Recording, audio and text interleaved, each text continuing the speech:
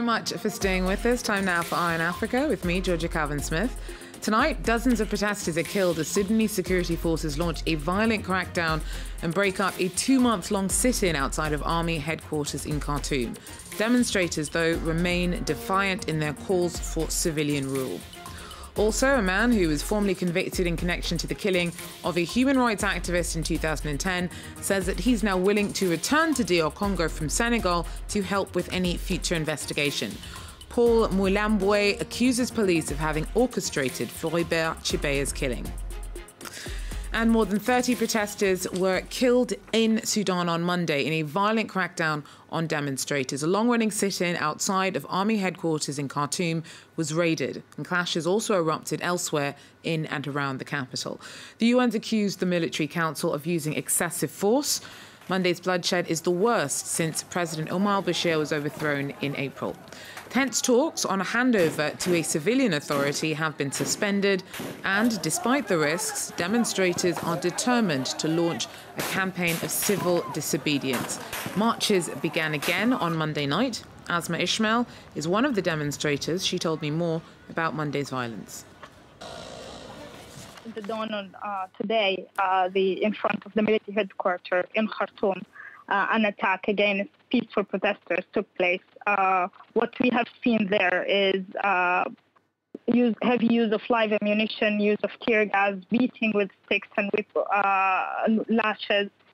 We are also seeing the same tactics of the old regime of subjugation of those who were filming. At least 2 of the protesters were shot live while they were taking live Facebook videos, and they were shot by the bullet, one of them in the chest and one of them in his leg. We have also seen prevention of protesters from seeking refuge at the Navy and Air Force inside the sit-in. We're also seeing a number of sieges around at least 3 hospitals and medics who have been attacked by the forces. Again, what we have seen is a similar scene that we have seen before since December, except today it was extensive, it was very heavy. The death toll up to now is more than 30 people reported in Khartoum. This is also to note that the internet network has been down, so the body count down and the number of missing people are huge. So we anticipate that the number is actually higher than this number. And is, as far as you're aware, the army behind the crackdown seen on Monday, or is it the RSF or factions from both? Yeah, what we have seen is also something that is apparently very planned and well orchestrated. What happened did not happen only in Khartoum. It happened at the same time in at least other 7 or 8 sit-in locations outside Khartoum. A few to name is Gaddafi for Sudan and Nuhud across Sudan. So that's also something very significant. Who shot the protesters? I think that is a question that needs a lot of information. One thing we are definite about is that the Transitional Military Council is responsible. While there are no clear information about internal dynamics, but there are some scenes, and I will share some. What you have seen is the Rapid Support Forces headed by Hemeti.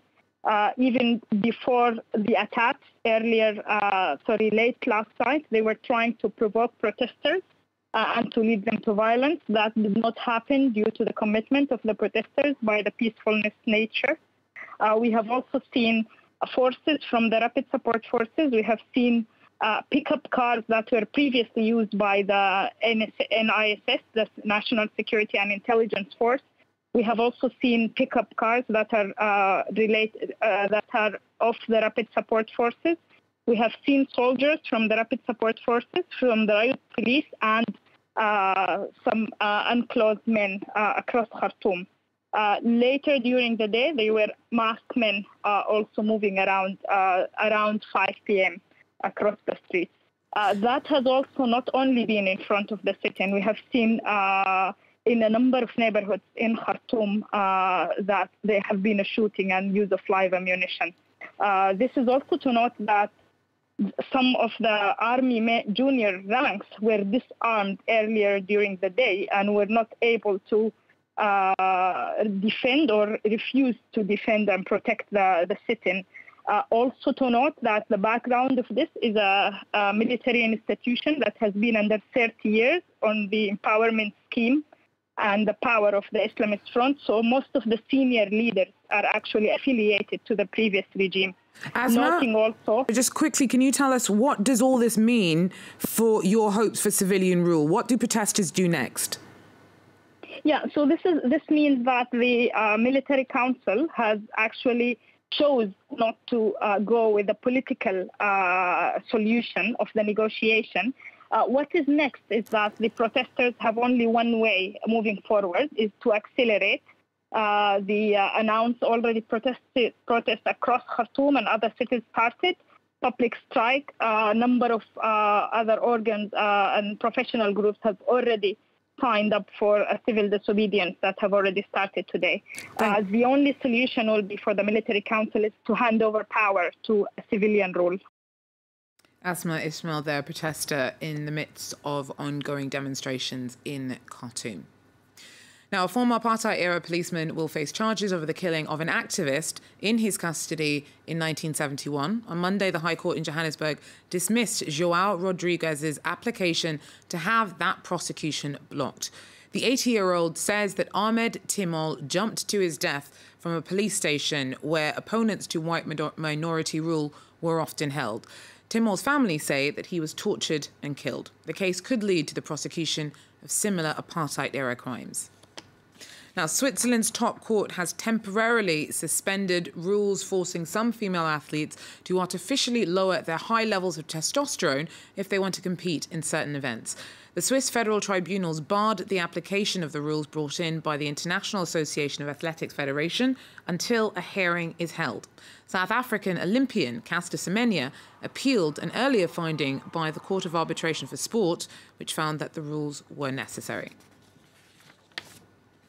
And a man who was formally convicted in connection to the killing of human rights activist Floribert Chebeya has told France 24 that he is now willing to return to DR Congo from Senegal to help with any future investigation. Paul Mulambwe accuses police of having orchestrated Chebeya's killing. Nicolas Chemin has more.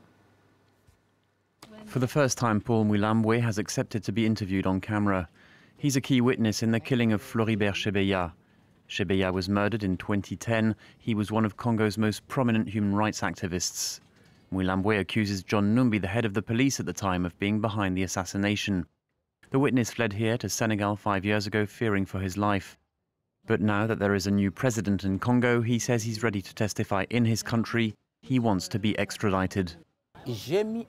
I accused General Numbi, and he would not have taken such a decision without receiving an order higher up. We're talking about killing someone inside the police headquarters. So the order had to come from the president at the time, Joseph Kabila. He's no longer in power, so he holds less sway over the justice system.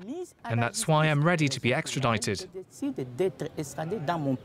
On the 1st of June 2010, Floribert Chebeya had a meeting scheduled with John Numbi. The next day, the activist's body was found in his car. But in 2011, Numbi denied having summoned Chebeya to his office.